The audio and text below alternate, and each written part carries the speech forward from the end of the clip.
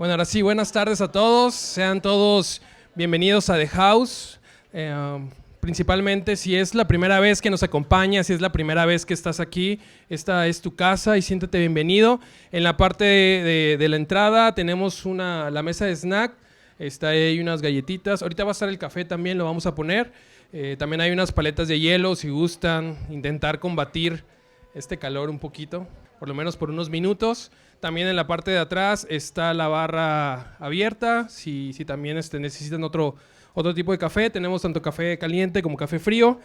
Pero sean todos bienvenidos a su casa, a The House. Mi nombre es Víctor López, para los que no me conozcan. Y soy parte también de la comunidad de aquí. Y la verdad siempre es un honor, es un placer poder estar aquí con ustedes, hacer iglesia, hacer comunidad juntos. Es algo que nos encanta, que nos fascina, y yo creo que más aún haciendo este domingo que es el día de hoy, que es el domingo de resurrección, y que yo creo que estamos en el domingo más importante en la historia del cristianismo. Aquí es donde se basa toda nuestra fe como cristianos en los sucesos que vamos a ver, que vienen desde el viernes hasta el domingo de hace mucho tiempo, que es la crucifixión, la muerte y la resurrección de Jesús. Y es algo de lo que vamos a estar hablando el día de hoy. Como saben, en el mes de abril iniciamos una serie, la cual titulamos Vino, Pan y Sangre. La verdad, cuando lo escribí en la hoja no se escuchaba tan feo.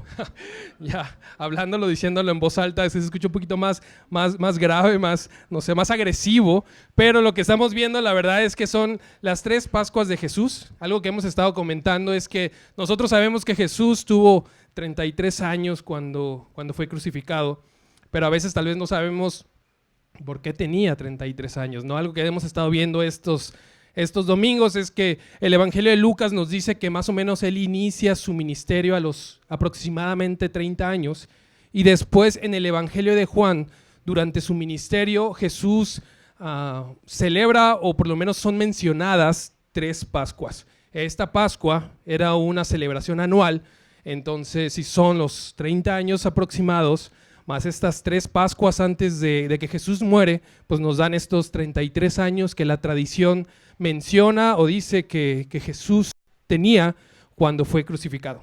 Y eso es más o menos a donde estamos guiando la serie.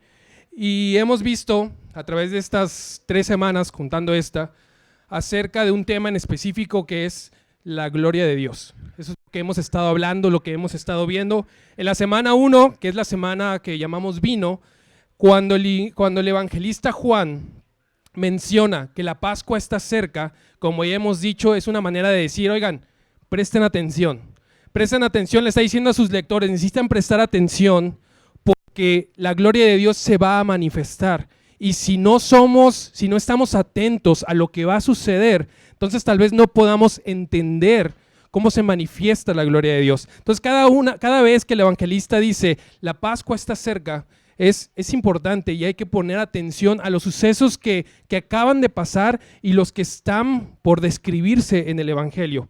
¿Por qué? Porque la Pascua no solo conmemoraba la salida de Israel de Egipto, también era una esperanza que ellos tenían de que un nuevo Moisés se levantara y los liberara ahora, tal vez no de Egipto, pero sí del Imperio Romano. Entonces por eso les dice, oigan, tienen que prestar atención porque la Pascua está cerca, es decir, la gloria de este nuevo Mesías se va a mostrar, se va a presentar. Y aunque, como nosotros ya sabemos, Jesús no fue ese Mesías que tal vez muchos esperaban, por lo menos no de la manera en la que esperaban, no fue ese tipo de Moisés que ellos buscaban. Sí hay bastantes similitudes entre Moisés y Jesús. En sus historias tuvieron una figura anterior a ellos con el nombre de José. También los dos van a Egipto, regresan de Egipto. José se mueve a través de sueños, tanto José el soñador que vemos en el Antiguo Testamento como José su padre, siempre todo lo que hace es a través de sueños. Entonces hay mucha similitud en esta historia. ¿Por qué? Porque Juan sí quiere decir algo. Dice, este es un nuevo Moisés, este es un mejor Moisés, este es un nuevo Mesías que viene a liberarnos, pero ahora y para siempre. Tal vez de Moisés hubo una liberación que después de unos años terminó en otra opresión, pero el Juan quiere decir, este Mesías sí es perfecto y viene a ser una libertad total, viene a traer una paz perfecta en todos los aspectos. Y es más o menos lo que vamos a estar viendo la semana 1, la cual se llamó Vino. Vemos que el evangelista Juan dice, oigan, la Pascua está cerca y los acontecimientos cercanos a esa Pascua es las bodas de Caná de Galilea. Entonces Jesús está en esas bodas, unas bodas bastante anónimas, en un lugar lejano, tal vez no tan concurrido ni tan conocido, pero está en esas bodas. ¿Y qué sucede? El vino se acaba y Jesús decide transformar el agua en vino. Y podemos ver que la gloria de Dios se manifiesta de esa manera, porque Juan, en el Juan 2:11 más o menos dice, esta es la primera vez que Jesús muestra su gloria. Y como saben, la primera vez para algo es muy importante. En la semana 1 decíamos cómo Silvana y yo como padres estamos en esta temporada de primeras veces con nuestros hijos, y esas primeras veces son muy importantes, son muy especiales, son muy significativas, pero también nos muestra tal vez un indicio de cómo van a ser nuestros hijos en un futuro ante ciertas situaciones. Como los vemos ahorita por primera vez, decimos, bueno, como que por allá va la cosa, ¿no? Por allá va sus actitudes, su carácter, su personalidad, como que para allá va. Bueno, la primera vez que Jesús muestra su gloria, nos está diciendo lo mismo. Está diciendo, oigan, esta es la primera vez que muestra su gloria y de esta manera es como más o menos vamos a estar encontrando la gloria de Dios. Así que debemos prestar atención, debemos estar atentos. Jesús transforma el agua en vino y decíamos que el agua es simple, pero el vino es complejo. El agua no tiene sabor, no tiene color, pero el vino es distinto. El vino tiene aromas, tiene sabores, tiene textura, tiene de hecho hasta una historia, tiene un contexto de dónde viene el vino. Entonces hemos visto que Jesús quiere transformar tal vez una vida que se ha hecho algo simple en una vida que sea como un buen vino, que tenga esa complejidad, que tenga ese sabor, que tenga esos aromas, que tenga esa historia, que sea mucho más. Y también hemos aprendido que la gloria de Dios no es un simple trago de agua simple, sino es saborear un buen vino. Y un buen vino se tiene que maridar, y se marida con nuestras circunstancias, se marida con nuestra vida, con nuestro contexto, con nuestro entorno, con las personas que están alrededor. Entonces no nada más es un simple sí o no, sino es todo un proceso de una fe responsable que nos hace actuar ante nuestras situaciones. Muchas veces tal vez vivimos un cristianismo en el que necesitamos tal vez hasta un versículo bíblico como permiso para hacer lo bueno o como permiso para dejar de hacer lo bueno, pero muchas veces hay situaciones, la vida es tan compleja que hay cosas que no vamos a encontrar literal en la Biblia, pero la ventaja es que Dios dice, bueno, yo he escrito mi ley en sus corazones, entonces pueden escuchar su corazón y su corazón les va a decir qué es lo que tienen que hacer, qué es lo correcto ante una situación que tal vez es más compleja de lo que a veces pensamos o esperamos. Entonces, la semana 2, la cual denominamos pan, el evangelista vuelve a decir, oigan, la Pascua está cerca. Es decir, pongan atención. ¿Y qué sucede? Una multitud que está con Jesús tiene hambre y no hay quien los alimente. Y Jesús, en amor, en compasión, decide suplir esa necesidad, y es la alimentación de los 5,000. Y vemos que tal vez muchas veces la gloria de Dios la estamos buscando en milagros sobrenaturales como una multiplicación de los panes, pero pudimos ver que la gloria de Dios no se trató de Jesús multiplicando el pan, sino de Jesús siendo generoso con el pan que él tenía, y eso provocó un milagro.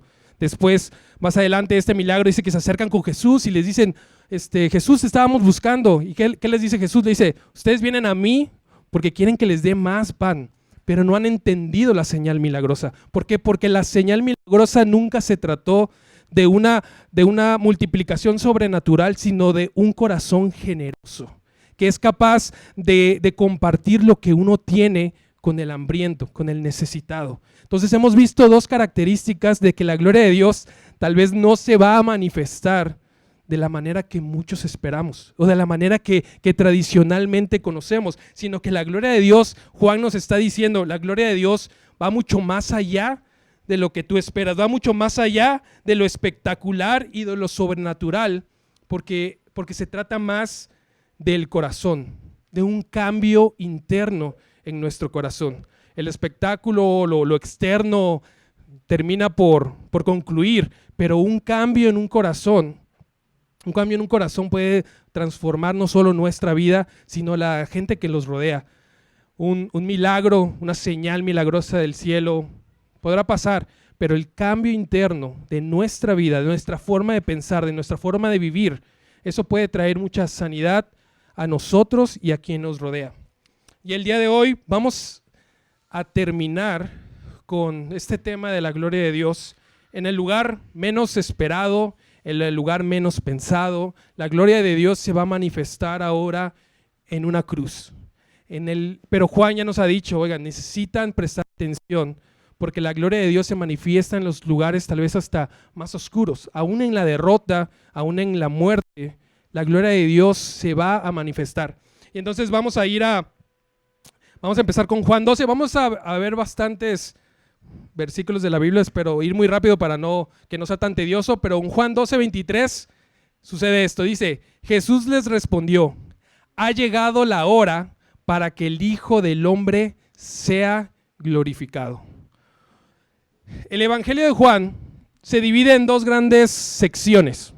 La primera sección es del capítulo 1 hasta el capítulo 12 y la segunda sección es del 12 en adelante. La primera sección se podría decir que se llama el libro de los milagros o el libro de las señales, y la segunda sección va a ser la crucifixión, muerte y resurrección de Jesús. En la primera sección del libro vamos a encontrar que Jesús hace 7 milagros nada más. En el Evangelio de Juan solo va a hacer 7 milagros y cada uno de estos milagros nos va a narrar y nos va a dar una idea de cómo se va a ver la gloria de Dios en la cruz. En la primera sección del libro termina con la resurrección de Lázaro. La segunda sección del libro va a terminar con la resurrección de Jesús. Y es como se divide el libro de Juan. Entonces las primeras, del 1 al 12, vamos a encontrar estos pequeños chispazos de la gloria de Dios, de cómo se va a ver la gloria de Dios. Y en el 12 exactamente, si lo podemos poner otra vez, nos va a decir, ha llegado la hora para que el Hijo del Hombre sea glorificado. Es decir, a partir de este momento, lo que vamos a ver en los siguientes acontecimientos es la gloria de Dios en su máximo esplendor. Cuando más la vamos a poder ver, reconocer, pero tenemos que ser capaces de poder exactamente reconocer esa gloria de Dios. Más adelante, de hecho, en el 27, dice, ahora mi alma se ha angustiado y, ¿qué diré? Padre, sálvame de esta hora. Pero para esto he llegado a esta hora. Padre, glorifica tu nombre. Entonces vino una voz del cielo y lo he glorificado y de nuevo lo glorificaré. Una vez más, Juan nos está preparando, nos está diciendo, lo que vamos a leer a continuación es la glorificación de Jesús. Es la gloria de Dios misma que se va a presentar y debemos estar atentos a ella. Podremos ser capaces de reconocer. Más adelante, de hecho, diría, el Hijo del Hombre debe ser levantado. Y va a ser levantado en dos distintas maneras que van a ir de forma paralela. Una va a ser levantado en medio de la cruz, que parecería maldición, parecería humillación, pero al mismo tiempo va a ser levantado en forma de gloria y honra en ese mismo instante. Entonces debemos poder ver a través de la vergüenza, a través de la humillación y de hecho a través de la ironía para poder cómo Jesús va a ser glorificado en cada una de las acciones que vamos a encontrar más adelante. Dicho esto, vamos a ir a Juan 13, ahora sí a iniciar la segunda sección del libro.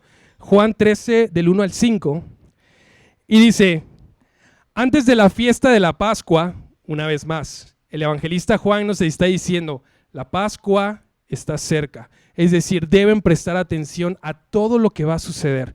Sabiendo Jesús que su hora había llegado para pasar de este mundo al Padre, habiendo amado a los suyos que estaban en el mundo, los amó hasta el fin. Y durante la cena, como ya el diablo había puesto en el corazón de Judas Iscariote, hijo de Simón, el que lo entregara, Jesús, sabiendo que el Padre había puesto todas las cosas en sus manos y que Dios había salido y a Dios volvía, se levantó de la cena y se quitó el manto y tomando una toalla se la ciñó.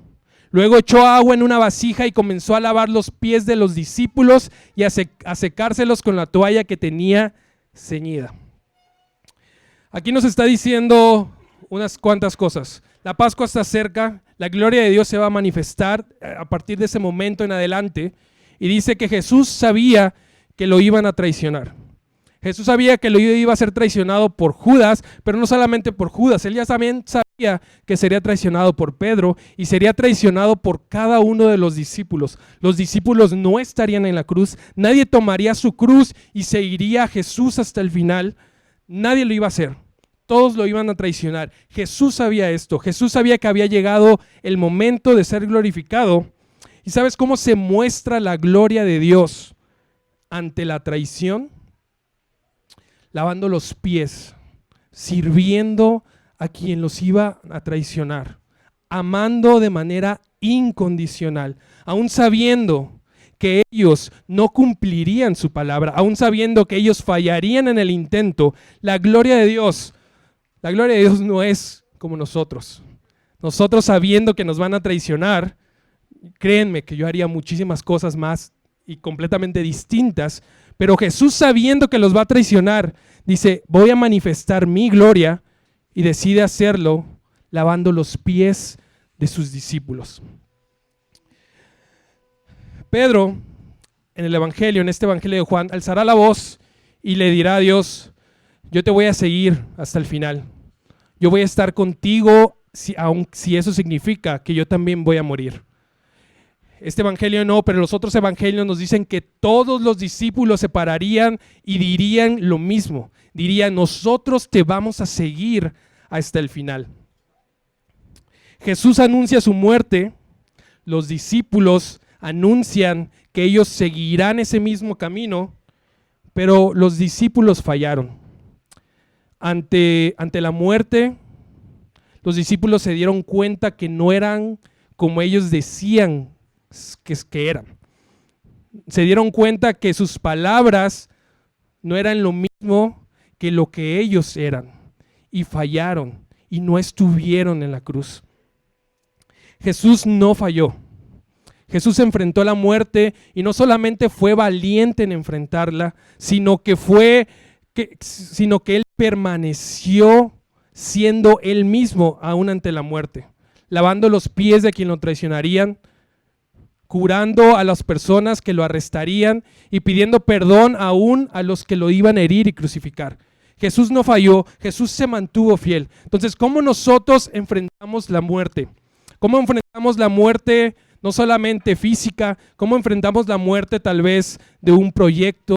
¿Cómo enfrentamos la muerte de un sueño? ¿Cómo enfrentamos la muerte de un objetivo, de un plan? ¿Cómo enfrentamos la muerte de alguna relación? ¿Cómo enfrentamos la muerte de algún esfuerzo que hemos hecho? ¿Cómo enfrentamos esa muerte? Porque tal vez nosotros hemos orado y le hemos dicho muchas cosas a Dios y muchas palabras bonitas han salido en nuestra oración diciéndole a Dios tantas cosas, pero cuando nosotros enfrentamos la dificultad, tal vez fallamos y tal vez traicionamos al igual que lo hicieron los discípulos. Pero no se trata de nuestras palabras, sino se trata de que Jesús se mantiene fiel aún ante la muerte y aún ante nuestras fallas y aún ante nuestra traición. No son nuestras promesas hacia Dios, sino son las promesas de Dios hacia nosotros los que nos mantienen en este camino de ser cristianos, en este camino de seguir a Jesús. Nuestras palabras unas cumpliremos, otras no, pero Jesús no va a fallar. Jesús se va a mantener fiel aún ante la muerte, se va a mantener amoroso aún ante la muerte, aún ante las dificultades, ante las circunstancias tal vez más inciertas. Jesús se mantiene fiel por amor a nosotros, por amor a cada uno de nosotros. Él se mantiene por amor también a su nombre, por amor a su esencia. Él se va a mantener fiel aún ante las circunstancias. Entonces se trata de que nosotros podemos confiar en Jesús. Tal vez no podemos confiar tanto en nuestras palabras. Muchas veces yo digo algo y no lo cumplo muy fácilmente cambio de parecer, muy fácilmente le doy la vuelta al asunto, muy fácilmente engaño, pero Jesús no, y Jesús dice, yo estaré contigo, yo me mantendré fiel, yo te voy a acompañar, y esa promesa la podemos tomar como una fuerza para nuestra fe, para continuar, para seguir un camino, aún cuando estemos enfrentando una circunstancia como la muerte, como la soledad, como la desesperanza.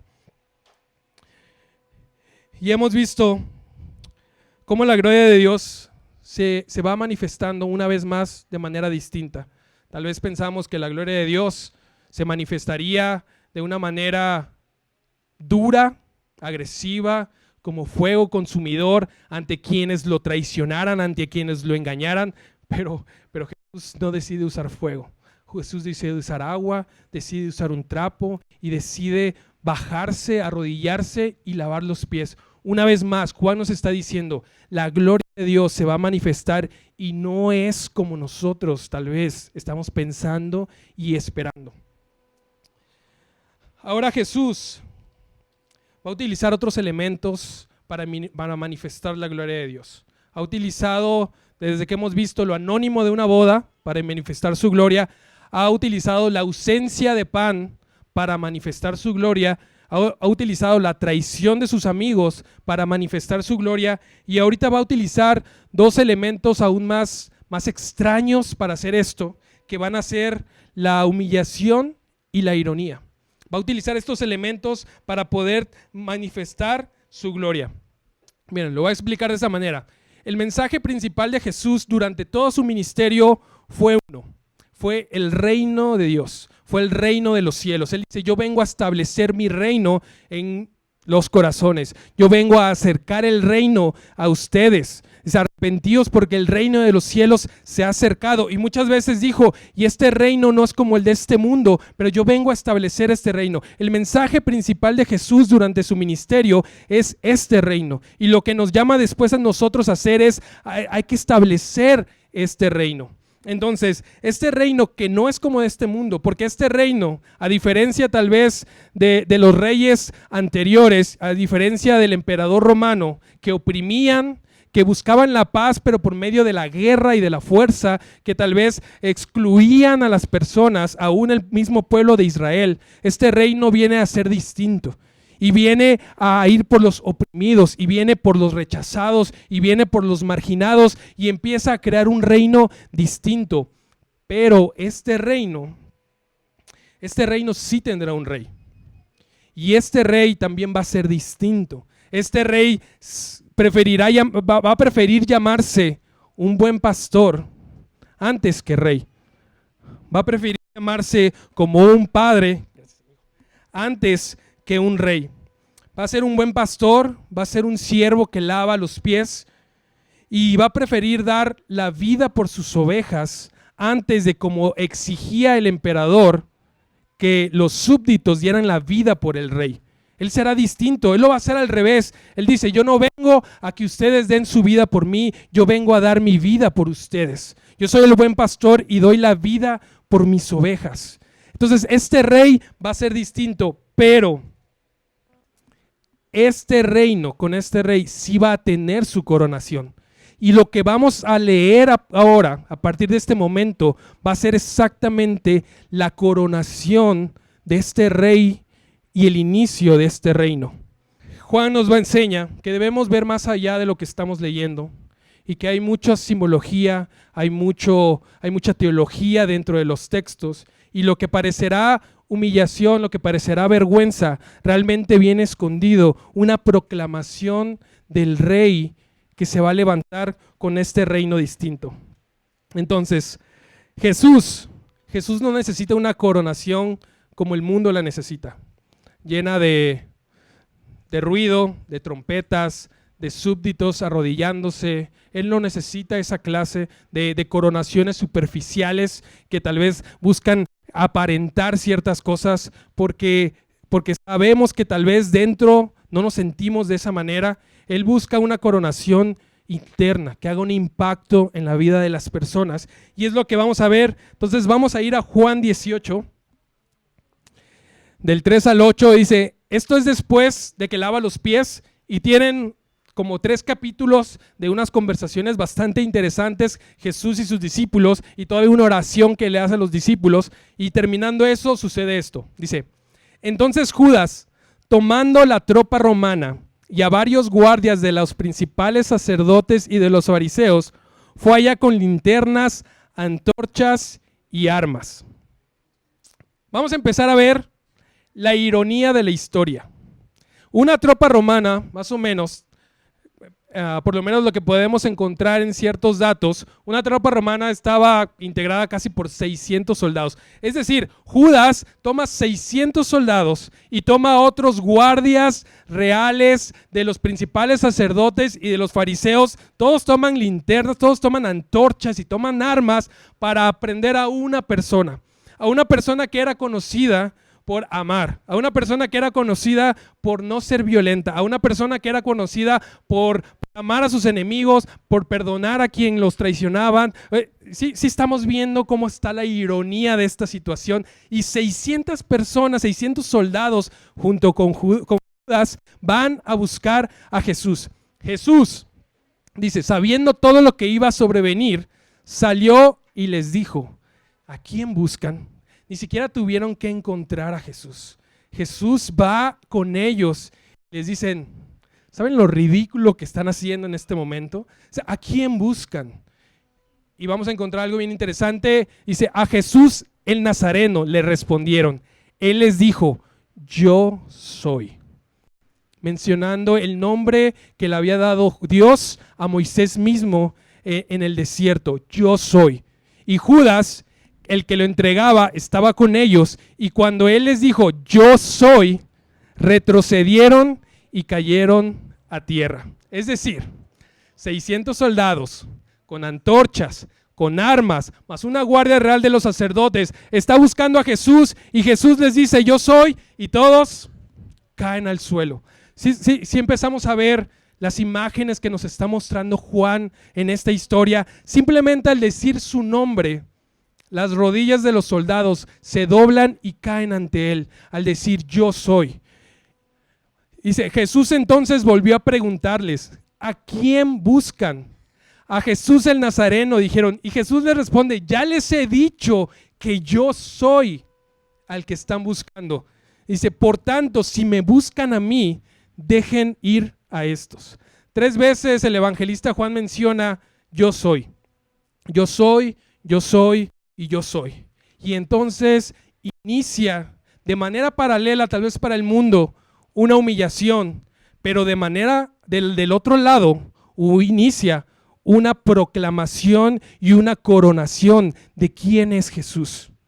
Empieza con un yo soy que hace que todas las rodillas de los soldados caigan al suelo. Entonces, vamos empezando bien. Vamos más adelante. Después de esto, lo arrestan y lo llevan ante Pilato y van a tener una conversación bastante particular. En Juan 18, del 33 al 36, nos dice, Pilato volvió a entrar al pretorio. Ahí han entregado a Jesús a Pilato. Pilato, parte del Imperio Romano. Dice, Pilato volvió a entrar al pretorio y llamó a Jesús y le preguntó, ¿eres tú el rey de los judíos? Jesús respondió, ¿esto lo dices por tu cuenta o porque otros te lo han dicho de mí? Aquí va a empezar un juego entre Jesús y Pilato, porque Pilato no sabe qué está sucediendo y no sabe si él es rey realmente. Y Jesús nunca le va a decir yo soy rey, pero lo va a encaminar a que digas tú mismo me vas a proclamar como rey. Tú mismo vas a declarar con tus palabras que yo soy rey. Es decir, el imperio romano se va a encargar de decirle a todos que yo soy rey, pero yo no lo voy a decir. Tú lo vas a decir aún sin saberlo. Entonces, más adelante, dice, Pilato contestó, ¿acaso soy yo judío? Tu nación y los principales sacerdotes te entregaron a mí. ¿Qué has hecho? Jesús le respondió, mi reino no es de este mundo.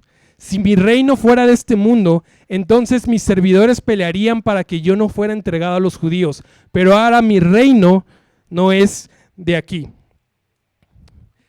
Y va a suceder algo bastante extraño.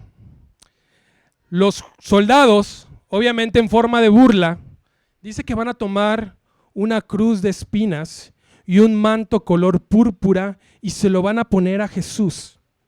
Jesús, ya con esto, lo va a tomar Pilato, lo va a sacar otra vez fuera del pretorio y le va a decir a la nación de Israel, aquí tienen a su rey. Jesús nunca le dijo a Pilato, yo soy rey, pero entre toda la conversación, Pilato va a hacer la declaración inicial de que Jesús es el rey. Y va a traer una corona de espinas. Los emperadores y todo el mundo anhelaba una corona de oro, una corona que trajera bendición, que fuera admirable, ese tipo de corona, pero él tendrá una corona de espinas. En un recuerdo, yo creo, a lo que encontramos en la maldición en Génesis, que le dice al hombre, trabajarás la tierra. Cuando le dice al hombre, vas a trabajar la tierra y la tierra producirá espinos y estos espinos te lastimarán. Entonces Jesús, en vez de tener una corona de oro que cualquiera puede anhelar y soñar, Jesús prefiere tener una corona de espinas, cargando aún así la maldición que el hombre tendría, de que las espinas lastimarían el trabajo que el hombre haría en la tierra. Dice, no solo viene a cargar todos los pecados, también viene a cargar las maldiciones que nosotros podemos cargar en nuestra vida. Todas las cosas que tal vez a nosotros pensamos que hemos heredado, que no han sido nuestra culpa, que han pasado tal vez sin alguna explicación. Jesús también dice, eso lo voy a tomar y lo voy a llevar a la cruz. Viene con un manto real, color púrpura, que solo utilizaban alguna parte de la nobleza, y empieza entonces la coronación de Jesús. Pilato le dice, oye, ¿sí sabes que yo tengo la autoridad para perdonarte la vida, dejarte vivir o declarar tu muerte? ¿Y qué le dice Jesús? Le dice, no estás entendiendo lo que está sucediendo. Dice, no tienes ninguna autoridad más la que alguien más arriba te ha dado. Y entonces, como les digo, Pilato saca a Jesús y le dicen, aquí está el rey de los judíos. Y empieza una serie de acontecimientos. Y todavía para hacer aún mayor esta coronación, Jesús decide también elegir su trono. Y no es un trono también como los emperadores y los reyes deseaban, un trono en donde sentarse y gobernar. El trono que decide tomar Jesús es la cruz. El trono final que decide utilizar en su vida es la cruz. La cruz era un artefacto de muerte. La cruz era un artefacto de miedo. La cruz era un artefacto que le recordaba, lo ponían en el monte para que el pueblo, cuando estuviera caminando, cuando estuviera fuera de sus casas del templo, lo que pudieran verse fuera la cruz. Nosotros ahora vemos la cruz y pensamos en algo muy diferente, pero cuando ellos veían la cruz, volvían a su realidad de decir, es cierto, somos esclavos. Y quien se quiera oponer al imperio romano va a terminar en esa cruz. El que quiera pensar en la libertad va a terminar en esa cruz. Entonces poner esa cruz para que todo el mundo la viera era una manera del imperio romano de decir, se van a estar tranquilos y no van a iniciar una revolución porque aquí no hay libertad, ustedes han sido oprimidos y no hay esperanza. Y Jesús agarra y dice, exactamente eso va a ser mi trono. Exactamente ahí es donde yo voy a terminar la coronación. Entonces Jesús toma esa cruz que significaba desesperanza, significaba miedo, significaba muerte y cambia. Y ahora cuando nosotros vemos la cruz, ¿qué es lo que vemos? ¿Qué es lo que sentimos? Sentimos amor, sentimos esperanza, sentimos libertad. Jesús, así como en su momento transforma el agua en vino, Él transforma el significado de la cruz, que es la muerte, en vida, en resurrección. Y ahora nosotros podemos voltear a ver la cruz y ya no sentir miedo, sino sentir esperanza, sino sentir amor. Entonces Jesús toma su trono, que es la cruz. Y va a faltar un paso más para su coronación. Vamos a ir a Juan 19. Dice, Pilato también escribió un letrero y lo puso sobre la cruz. Y estaba escrito, Jesús el Nazareno, el Rey de los judíos. Entonces muchos judíos leyeron esta inscripción, porque el lugar donde Jesús fue crucificado quedaba cerca de la ciudad y estaba escrito en hebreo, en latín y en griego. Una vez más, yo soy, yo soy, yo soy. Y ahora es Pilato quien dice, Jesús es el Rey, Jesús es el Rey, Jesús es el Rey. En 3 idiomas distintos, en los idiomas más conocidos de ese tiempo, para que no quedara ninguna duda que ahí estaba el Rey. Para cualquiera que pasara y leyera, no tuviera ningún cuestionamiento a que mira, al que está ahí, Él es el Rey. Por eso los principales sacerdotes de los judíos decían a Pilato, no escribas el Rey de los judíos, sino que Él dijo, yo soy el Rey de los judíos. Y esta es la ironía más grande que vamos a encontrar en toda la historia. Pilato le respondió, lo que he escrito, escrito está. Pilato utiliza la Biblia, el texto bíblico, y le dice, escrito está, y nadie lo va a cambiar, y nadie lo va a deshacer. Jesús es el Rey de los judíos, te guste o no te guste, y punto. Y ya no hay otra cosa más. Jesús ha sido coronado, Jesús está en su trono, Jesús ha sido proclamado por el mismo imperio romano que Él es el Rey. Y lo siguiente lo vamos a encontrar en el 19:30. Dice, entonces Jesús, cuando hubo tomado el vinagre, dijo, consumado es, e inclinando la cabeza, entregó el Espíritu. Es decir, Juan, por lo menos Juan nos dice, ni siquiera fueron capaces de matarlo. Él entrega su espíritu. Él decide, ok, ya cumplí la última profecía que era tomar el vinagre, entonces ahora sí, yo termino. Consumado es, y Él entrega. Ya cuando los soldados vienen a quebrar los pies de Jesús para que ya pudiera morir, Él ya está muerto, Él ya ha entregado, ni siquiera lo pudieron matar. Él entrega su vida.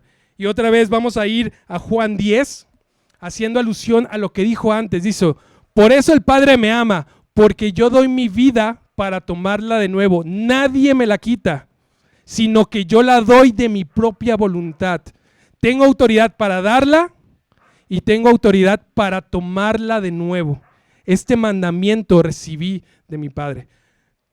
Sí, si vemos el paralelo de las dos historias, si leemos literalmente, podemos ver una gran humillación, una gran vergüenza, y muchas veces nos enfocamos mucho en el sufrimiento de la cruz, pero al mismo tiempo, de manera espiritual, de manera teológica, está pasando la coronación de un rey y su nuevo reino. ¿Y quiénes nos están coronando? ¿Quiénes son los medios para llegar a este punto? Las personas que no lo querían. Los líderes religiosos y el imperio romano está haciendo todo el trabajo duro para llegar a esa coronación. Y todavía, para poner la cereza en el pastel, Mateo nos va a decir algo. Y Mateo nos va a decir que después de que Jesús muere, ocurre un terremoto. Y entonces uno de los soldados romanos le dice, verdaderamente este era el Hijo de Dios. Necesitamos entender una cosa. El César era el Hijo de Dios. Los Césares se proclamaban como hijos de Dios en ese tiempo. Ellos decían, nosotros hemos sido enviados por Dios para traer una paz romana. Y ellos se denominaban el Hijo de Dios. De hecho, cuando Jesús y Pilato tienen una conversación, dice que Pilato se aterroriza porque los judíos le empiezan a decir, es que él se ha proclamado Hijo de Dios. Y dice que Pilato le da miedo, porque el César es el Hijo de Dios. Los romanos han jurado lealtad a que César es el Hijo de Dios. Pero cuando Jesús muere en esa cruz, es mismo Roma quien proclama, este verdaderamente era el Hijo de Dios. Y algo que decía Jesús es que un reino dividido no va a ningún lado, no va a durar. Y ahí empieza a dividirse el reino de Roma. Es decir, la coronación está lista, el reino de Dios está cerca, el rey ha sido proclamado, la cruz, un artefacto de muerte, es la presencia de que Jesús va a vencer aún a todo. La traición, la humillación y la muerte aún así le sirven a Jesús, le rinden tributo a Jesús en ese tiempo. Y Jesús no necesita una gloria como nosotros la anhelamos, porque la gloria que nosotros anhelamos es movida tal vez por la vanidad, es movida tal vez por el éxito, es movida tal vez porque queremos sentirnos bien. La gloria que Dios muestra es movida por el amor, es movida por la compasión. Dice que no hay mayor amor que el que entrega la vida por sus amigos. Cuando Juan nos dice que Dios da la vida por nosotros, muchas veces nosotros tal vez luego lo que pensamos es la muerte en la cruz. Pero pensar que la vida de Jesús solo es la muerte en la cruz es hacer menos la vida de Jesús, es hacer menos todo lo que vivió Jesús antes de llegar a la cruz. Cuando nosotros vemos la cruz y la crucifixión de Jesús, también tenemos que recordar qué clase de vida fue la que llegó a ese punto, a ese símbolo de amor, qué clase de vida fue la que caminó hasta llegar a esa cruz. Y para Juan es importante, porque cada uno de los acontecimientos de la vida de Jesús nos están preparando para conocer la gloria de Dios, para conocer lo que va a suceder en la crucifixión. Entonces yo creo que cuando Jesús entrega su vida por nosotros, la está entregando desde el momento en el que Él decide que no por ser Dios se va a quedar como tal, sino que va a entregarse y va a nacer como hombre, y siendo hombre se va a humillar a sí mismo como siervo, y siendo siervo se va a humillar a sí mismo como quien muere en una cruz. Porque el camino de la gloria de Dios no es ascendente, es descendente. Jesús nos enseña que el camino de la gloria y que el camino que nosotros podemos tener al buscar a Jesús no va hacia arriba, no va a pisar personas para subir de escalón y de escalón, no. Se va a agachar a lavar pies, se va a cargar la cruz y se va a hacer morir como maldición para traer vida. El camino de Jesús y la gloria de Dios no es como nosotros esperamos. No hagamos menos la vida de Jesús al solamente pensar en cómo murió.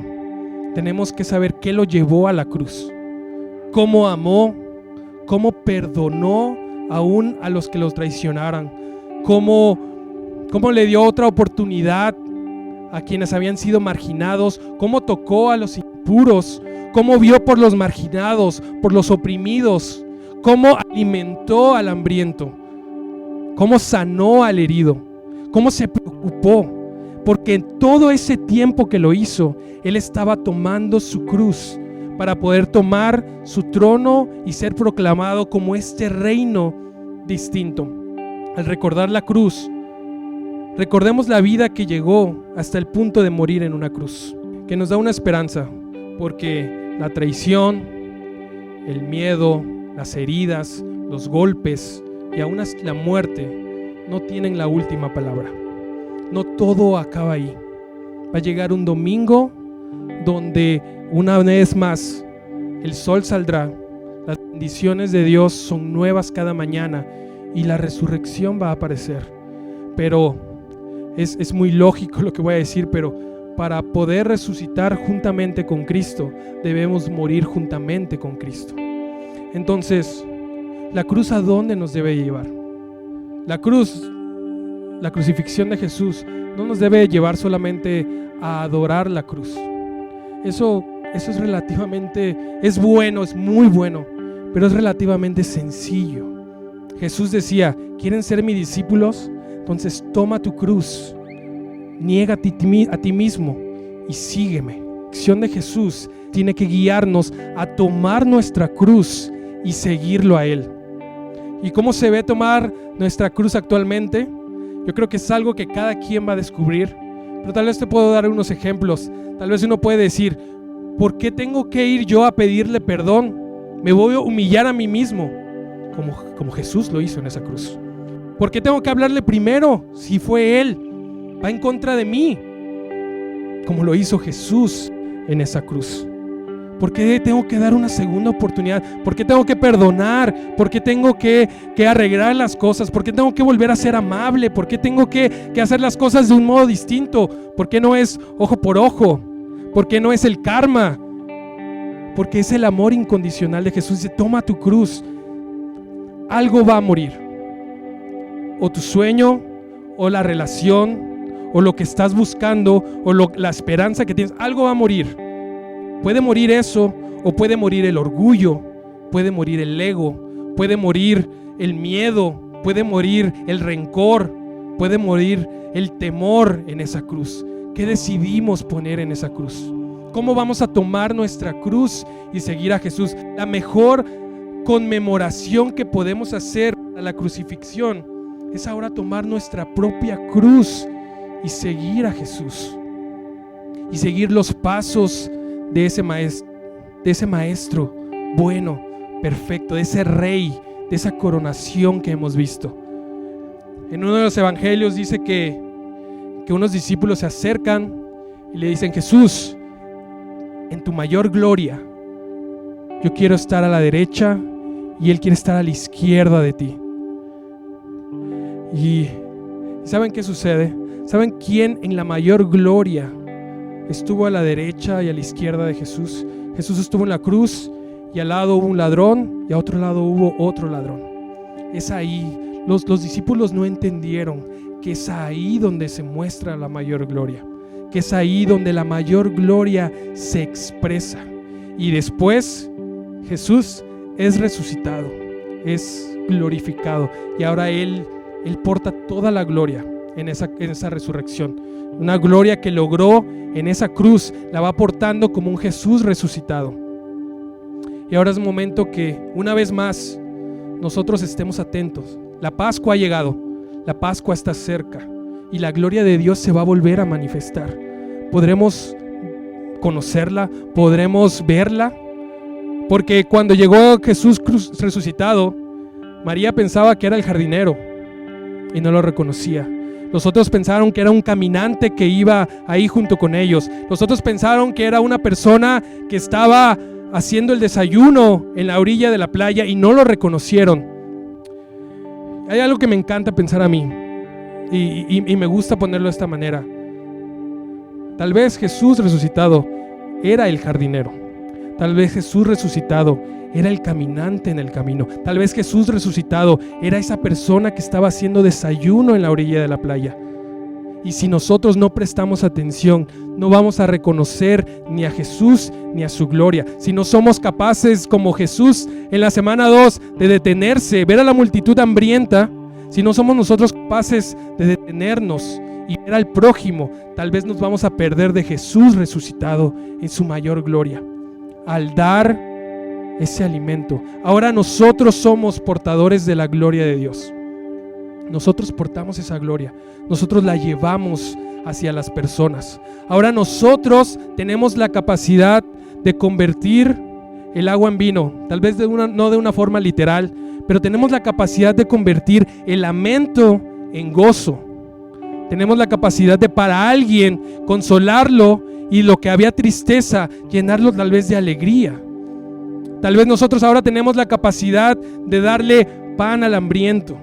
Tal vez no multiplicarlo todo, pero compartir lo que nosotros tenemos y ver cómo el milagro sucede, ver cómo el milagro se ve.